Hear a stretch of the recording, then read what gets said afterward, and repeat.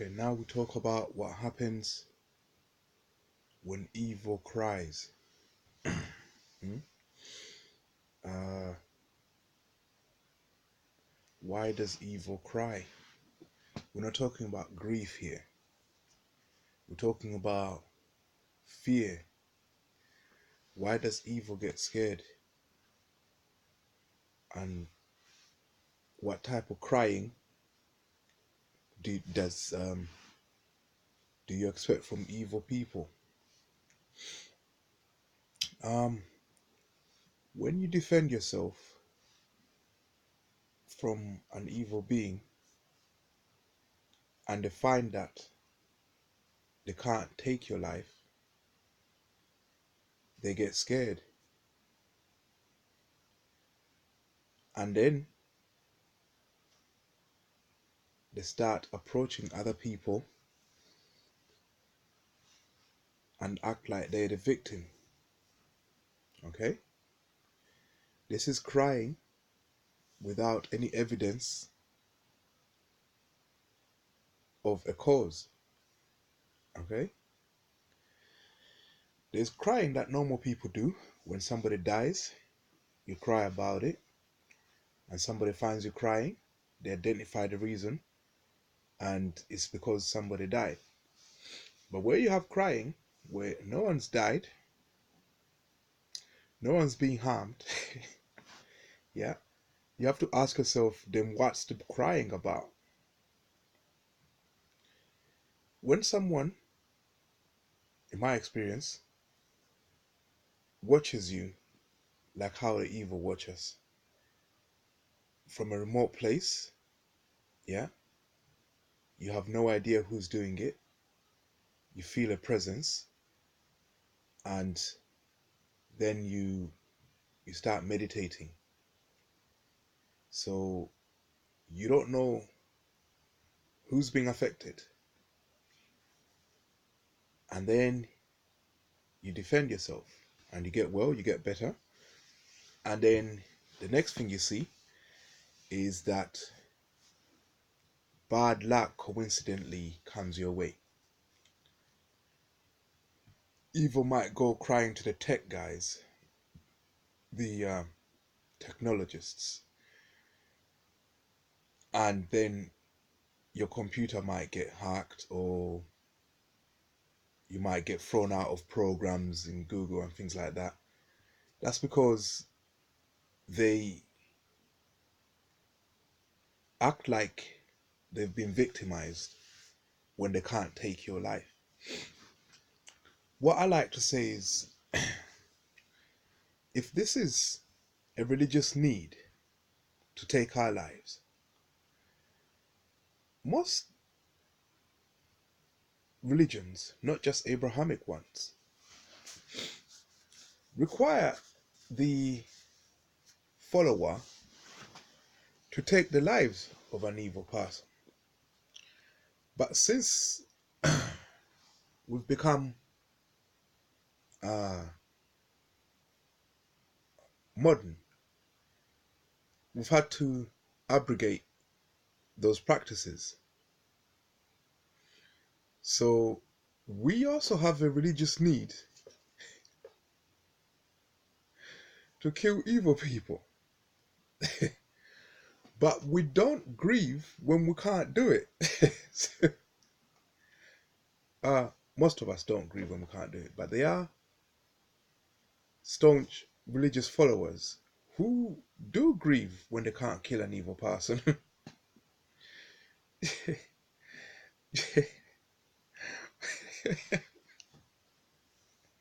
This world's fucked up. You should grieve for a dead person. You shouldn't grieve because you can't kill a person. Yeah, yeah. So, does that mean that because we can't um, carry out our religious practices, yeah, which are to basically, when someone's done evil, when someone's attacked another person using sorcery, when someone's possessed another human being, yeah, and your scripture tells you you must burn that person to the stake, Because we can't do that, should we start crying? This is what evil does. They've now become people who follow the evil characters in our religions. Yeah, I won't name names, but there's the obvious ones. And these evil characters, they've convinced themselves that these evil characters want them to go out and kill. And when they can't kill another human being, this is an infringement on their religious rights. But we're already there. As religious people, we were there before you got there. Before you realized that you can't take people's lives, yeah, even if it's an infringement on your religion. So this is something that needs to be explained to those new age religions that worship the evil characters in our old religions. It needs to be explained to them that even though it's a religious need, you have to abrogate that or make it dormant, because the other people you're trying to harm also have the same need regarding you. So yesterday, I meditated, uh, and they appear to get symptoms similar to what my computer has when I meditate. Anyone who comes into my mind when I'm meditating, yeah, I'm not basing this statement on anything scientific. We'll call it artistic. But if you come into my mind to kill me, yeah, my aim would be to do things in my mind to kill you. Yeah. So that if you have a reasoning mind, you get out of my mind rather than die. Problem solved. You're out of my mind. No one's trying to kill me. You're out of my mind. I'm not trying to kill you. I don't chase you. I never try to harm you outside here. So someone come into my mind and was trying to induce disease in me. They found me meditating, so they started having problems. So they had to wait until the meditation's done. Then they tried again. By this time, they tried to expose me to the cold by just going around opening windows around. Here in the UK, we have the beast from the east, which is a polar vortex uh, or series of vortices, which is an extreme cold that hits every couple of hours, 3 hours. I don't know what the timings are. So somebody wanted to open windows to expose me to a vortex, yeah, and lead to my demise that way. I objected, yeah, they stopped, and they went crying to other to other human beings. So it's like crying that he couldn't take my life, and other human beings will listen. They'll go crying to police, and police will turn up. But I'm still alive on above ground. You got to know when to stand your ground. Yeah. Put it this way, yeah. If I had let him keep that window open, I'll be dead from hypothermia and pneumonia sometime down the line. I stood my ground, no matter what the consequences are. So if you go crying to the community, if you get the majority, I'll simply leave their towns and cities, wash my hands and feet of them, their blood will be on their head. Where have you heard that before? I can't remember the exact chapter, it's in one of the Gospels, but that's what Christ advised his followers. Yeah. So you stand your ground and don't worry about them getting the community to turn up against you. If they do, leave that community, wash your hands and feet of them. Their blood will be on their own head. Okay? Like I'm doing it like a Christian. There's nowhere where you should physically fight these people. Yeah? You can't fight them that way. They will act like the meek. Yeah, he'll act like he's scared. But then the people that he's acting to, yeah, he'll go in a crowd of people and act like he's scared so that people can ask him what's wrong. Then he'll start saying, this guy is scaring me. Don't they ask him, what has he done to scare you? Oh, he was lifting weights in his room. Once it tells you that, the next question in your head, if he's crying to you, should be, what were you doing looking there? That's private. What were you doing looking there? That's wrong. That is not nice.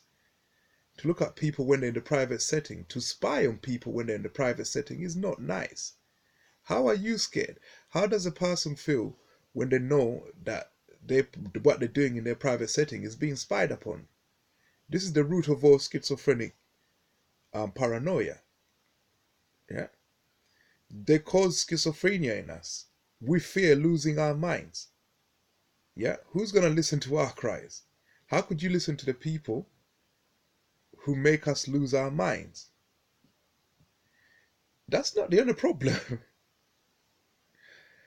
As they're crying to you, they're busy trying to take your life.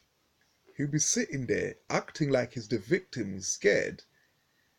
And those of you who are listening, he'll be exposing you to the code as he's wearing his coat, saying, all I had to do, all I wanted to do was just open this door and this window, and he opens it. Let's see the code. He's wearing a coat, you're in a t-shirt. He's actually trying to take your life as he's crying to you. It's like a psychopath. It's like he has the need to take lives. Yeah?